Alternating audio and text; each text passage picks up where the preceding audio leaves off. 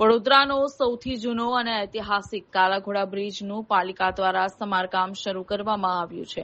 પાલિકાની આ કામગીરી આવકારદાયક ખરી, પરંતુ આ બ્રિજ જેટલું જ મહત્વ ધરાવતા પંડ્યા બ્રિજના સમારકામ માટે પાલિકાના સત્તાધીશો કામગીરી કરે એવી નાગરિકોની લાગણી છે.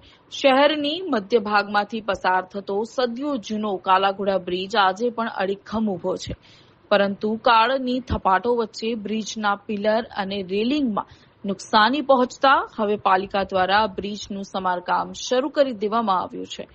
સદીઓ જૂનો મજબૂત શહેરનો કાલાઘોડા વિશ્વામિત્રી બ્રિજ 14મી સદીમાં ગુજરાતના સુલતાન અહેમદ શાહે બનાવ્યો હતો.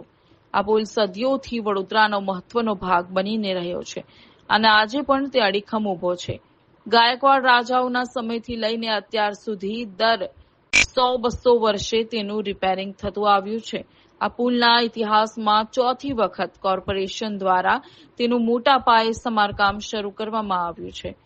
રાજાઓના રાજપાટના વિલીનીકરણ બાદ છેલ્લા કેટલાય વર્ષોથી પાલિકા આ જૂના અને ઐતિહાસિક પુલની જાળવણી અને રિપેરિંગનું કામ કરી રહ્યું છે.